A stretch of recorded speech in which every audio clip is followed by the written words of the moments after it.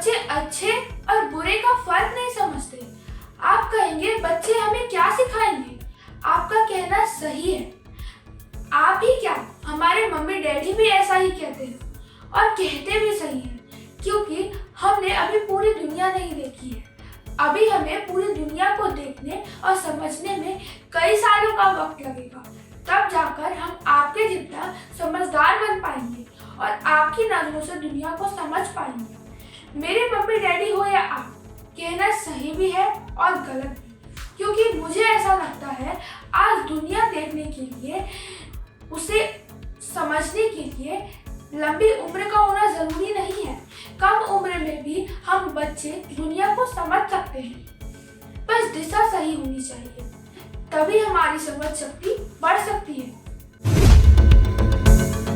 आज हम देश के बढ़ते कदमों की बात करेंगे, देश की बात करेंगे, देश के नेतृत्व की बात करेंगे, जो हमने समझा है और देखा भी है। जो भी इस देश का मुखिया होता है, उसे भला बुरा कहने वाले बहुत होते हैं। जी, हम बात कर रहे हैं प्रधानमंत्री मोदी की, उनकी नीति और राजनीति की, जो हमने समझा है। वो देश को पटरी पर दौड़ाने वाली सोच रखते हैं। पीएम मोदी जब देश में बुलेट ट्रेन की बात करते हैं तो विपक्ष के नेता मजाक उड़ाते हैं, कहते हैं पहले भारतीय रेल को तो सही से चला लें। पीएम मोदी कहते हैं कि देश भर में ट्रेनों की स्पीड बढ़ाएंगे, तो विपक्ष में बैठे नेता मजाक उड़ाते हैं। पीएम मोदी कहते हैं कि देश को डिजिटल कर देंगे, तब भी नेता हंसते हैं, कहते हैं ऐसा नहीं हो सकता। लेकिन मेरा मानना है सवाल उठाने से अच्छा है पहले काम करके देखा जाए। पीएम मोदी ने जब ऑनलाइन पेमेंट की बात की थी तो किसी ने नहीं सोचा था वो इतनी तेजी से हिंदुस्तान के घर घर पहुंच जाएगा। लोग डरते थे, घबराते थे, सोचते थे पता नहीं क्या होगा, मेरा पेमेंट फंस तो नहीं जाएगा। कहते थे यार ये मोदी क्या कर रहा है। लेकिन आज पीएम मोदी की सोच ने ऑनलाइन पेमेंट में हिंदुस्तान को दुनिया में पहले नंबर पर लाकर खड़ा कर दिया है। सब्जी का ठेला उठाने वाले भी ऑनलाइन पेमेंट का इस्तेमाल करने लगे हैं। मैं ये बात इसलिए कर रही हूँ क्योंकि आज प्रधानमंत्री मोदी का काम देश भर में विपक्ष बैठे नेताओं की आंखें में जरूर खटक रहा है। साफ है, क्योंकि उनके पास पद नहीं है। अब वो मोदी का विरोध नहीं करेंगे तो कुर्सी कैसे हासिल करेंगे? सोचिए, मैं छोटी बच्ची इस बात को समझ सकती हूँ, तो आप क्यों नहीं समझ रहे? भारत की राजधानी दिल्ली में पीएम मोदी ने अपनी अध्यक्षता में G20 का समिट करवाया। देश का मान और सम्मान कितना आगे बढ़ा होगा कहने की जरूरत नहीं। मैंने भी टीवी में देखा, न्यूज में सुना और न्यूज़पेपर में पढ़ा। G20 समिट खत्म होने के बाद दुनिया भर में एक सर्वे करवाया गया। ये सर्वे इस बात के लिए था कि दुनिया भर में कौन सा नेता सबसे लोकप्रिय है। आपको ये जानकर हैरानी होगी कि दुनिया भर में 76% लोगों ने हमारे देश के प्रधानमंत्री के काम और नीतियों को की जमकर तारीफ की। उन्हें देश का वो नेता बताया जो भारत को लगातार आगे बढ़ाने के लिए दिन रात मेहनत कर रहा है, और हमारा विपक्ष दिन रात उनका विरोध करने लगा है। इस सर्वे में पीएम मोदी के बाद स्विस के राष्ट्रपति एलन बसेट को दूसरे नंबर पर लोगों ने तारीफ की। मैं तो एक बच्ची हूँ, क्यों? आप तो यही कहेंगे।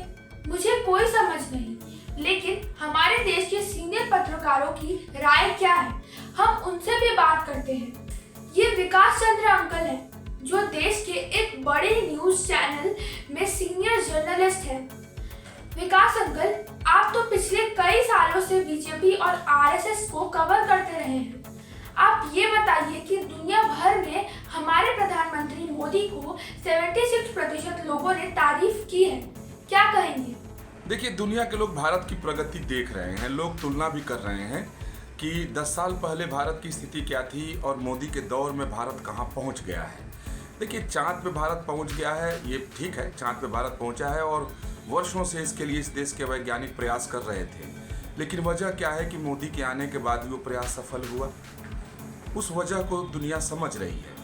और दुनिया जो है, यहाँ की जो विपक्षी पार्टियाँ हैं और मोदी विरोधी जो लोग हैं, जिस चश्मे से मोदी को देखते हैं उस चश्मे से दुनिया के लोग नहीं देखते हैं। लोग जो हैं दुनिया के, वो मोदी को अपनी उस कसौटी पे कस रहे हैं जो विकास की कसौटी है, प्रगति की कसौटी है, किसी चीज़ को दुनिया के मंच पर लाकर रखने की कसौटी है। आज देखिए भारत की जो विदेश नीति है, भारत की जो कूटनीति है, उसे मोदी सबसे आगे दिखते हैं। यही भारत कभी सपेरों का देश माना गया, बुलकार्ट यानी बैलगाड़ी पे चलने वाला माना गया, आज भी लोग उसको इसी दृष्टि से देखते थे। लेकिन मोदी के आने के बाद भारत के पासपोर्ट की कीमत बढ़ गई है। अब वो स्थिति भारत की नहीं रही। पहले अगर चले जाएं तो अरब के देशों में भारत, बांग्लादेश और पाकिस्तान के लोगों को एक बैरक में रखा जाता था। मोदी के आने के बाद वो अलग अलग हो गया। अब बांग्लादेश और पाकिस्तान के लोग अलग हैं और भारतीय लोग अलग रहते हैं। तो दुनिया देख रही है कि भारत किस तरीके से, किस स्पीड से, किस गति से आगे बढ़ रहा है। चाहे वो अर्थव्यवस्था का क्षेत्र हो, चाहे वो रोजगार का मामला हो। बेशक जो यहाँ की विरोधी पार्टियां हैं, विपक्षी पार्टियां हैं, वो महंगाई के मुद्दे पर, बेरोजगारी के मुद्दे पर मोदी सरकार को घेरती हैं, कोसती हैं। लेकिन दुनिया के लोग ये देख रहे हैं कि भारत किस गति से आगे बढ़ रहा है, भारत का जीडीपी कहाँ है और भारत 5वीं अर्थव्यवस्था इस दुनिया का बन गया। तो इस बात को दुनिया के लोग देख रहे हैं और मोदी किस ढंग से अपनी कूटनीति पर में आगे बढ़ते हैं, इस चीज को लोगों ने देखा है, इसलिए सराहा है। आप ये बताएंगे, जब दुनिया हमारे प्रधानमंत्री मोदी को तारीफ में पहले रैंक पर पहुंचा दिया, तो हमारे देश का विपक्ष उन्हें इतना भरा बुरा क्यों कहता है? आखिर वो चाहते क्या है? देखिए, विपक्ष जो है मोदी सरकार से कुछ नहीं चाहती है। विपक्ष चाहती है कि किसी तरीके से इस देश को लूटने का एक और मौका उन्हें मिल जाए।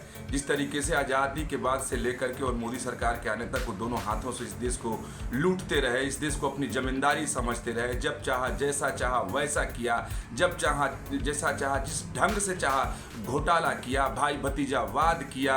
और आप देखें कि मोदी सर पाकिस्तान जो भाषा पाकिस्तान के लीडरान जो जिस भाषा का इस्तेमाल करते हैं, उसी भाषा का इस्तेमाल यहाँ बैठे हुए विपक्ष के तमाम नेता करते हैं, खासतौर पर कांग्रेस के लोग करते हैं। क्योंकि मोदी ने उन सब रास्तों को बंद कर दिया, उन सब जड़ों को काट दिया जिन जड़ों के जरिए यहाँ की विरोधी पार्टियाँ इस देश पर हुकूमत करती थीं और इस देश को लूटती थी। तो लूटने का दरवाजा बंद हो गया। सत्य उनको दिखाई देता है कि मोदी यूं ही काम करता रहा, भारत का विकास करता रहा, भारत की महिमा इस तरीके से पूरी दुनिया में बढ़ती रही, तो फिर उनके आने का रास्ता खत्म हो जाएगा, बंद हो जाएगा, वो कभी सत्ता में आ नहीं पाएंगे। इस बात से डरे हुए हैं, इसलिए मोदी के हर अच्छे काम का वो विरोध जानबूझकर करते हैं, ताकि कहीं अगर कुछ जुगाड़ हो जाए कि फिर से इस देश को लूटने का मौका मिल जाए।